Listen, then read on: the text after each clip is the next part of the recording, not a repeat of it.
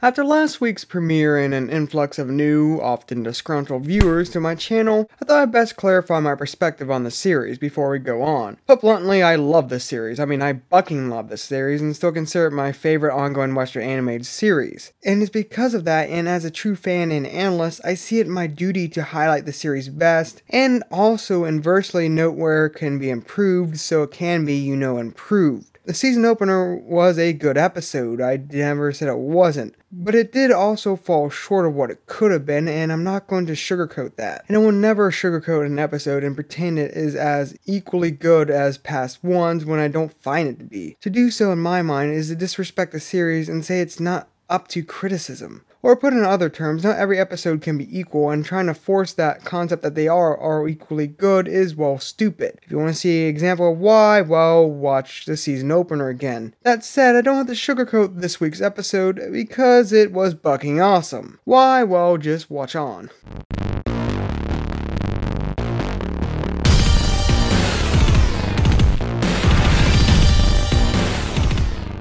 Hello y'all, this is the Ninja DC. Finally recovered from my sinus infection, mostly, and just in time for a new episode and analyst review.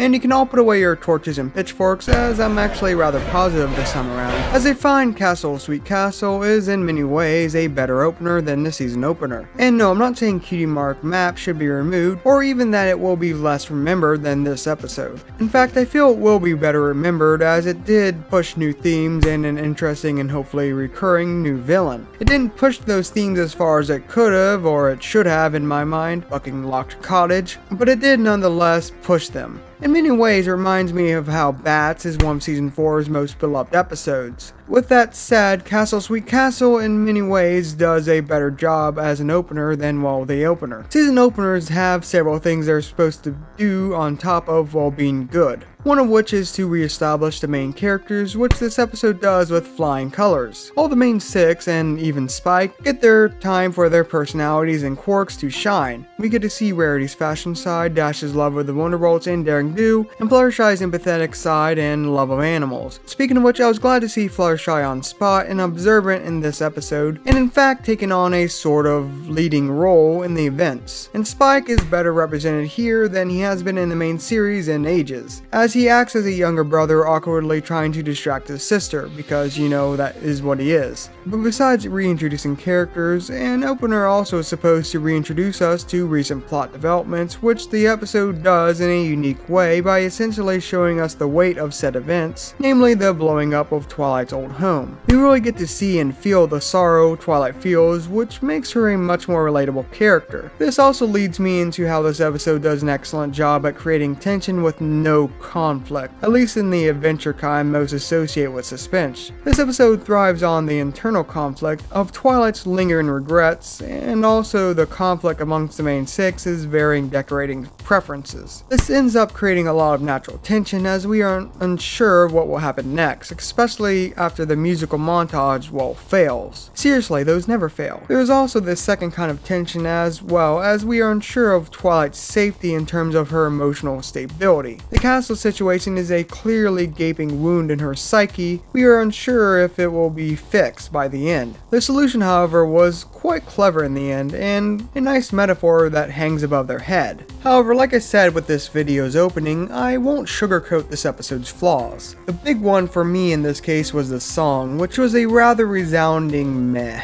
The song last week was meh as well, but it was so on purpose. It was supposed to be a parody of old war propaganda, and at the same time show off something was clearly wrong with the town, which it did succeed at quite well. This week's episode, however, was supposed to be a normal MLP song, and after the glory of Rainbow Rocks, I came in expecting more, and I can't deny I was disappointed. Also, since this episode was about Twilight getting used to her new home, it would have been nice to actually see, more of it. We've seen, 3 areas in this episode, with an overwhelming majority of them being the same multi-throne room? Come on, explore a little. That said, I find these flaws rather minor to this otherwise rather charming reflective episode. And honestly, I do wish this episode would have been what we opened off the season with. Again, I'm not saying destroy the opener, or that this episode be a two-parter instead, just that this episode would have been a nice prelude to the two-parter. Not to mention having a double episode not always blocked at the beginning or or the end of a season would have been a nice refreshing change of pace. Well, at least on Netflix I can make this happen. Well, this is the Ninja DC. Keep calm and an open mind.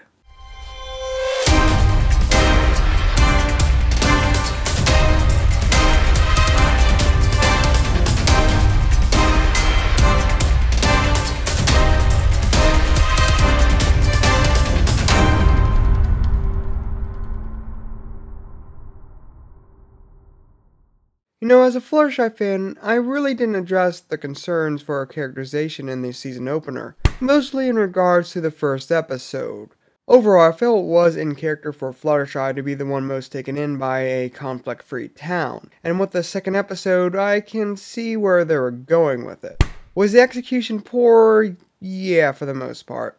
It should have been more like Keep Calm, Flutter On, where Fluttershy does give the town a benefit of the doubt, but with a raised eyebrow sort of thing, and she is very clearly well aware that something is likely up. Overall, I find this writing rather off for Megan, as she often nails Fluttershy's character.